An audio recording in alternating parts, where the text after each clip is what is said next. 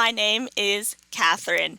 In today's lesson, I wanted to teach you about a small piece of Midwestern United States jargon.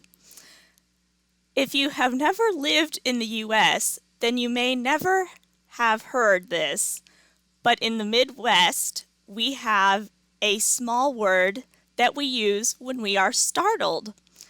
If somebody bumps into us or surprises us, or we accidentally drop something, you will hear a Midwesterner say, "Ope, ope."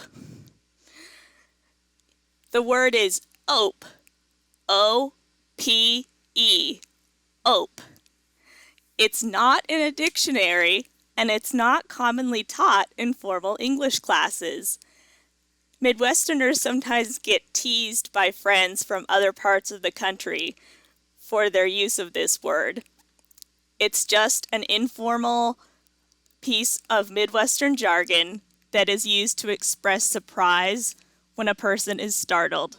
So if you are in the Midwestern United States and accidentally bump into somebody, listen for them to say, "Ope." I'll see you next time. Bye-bye.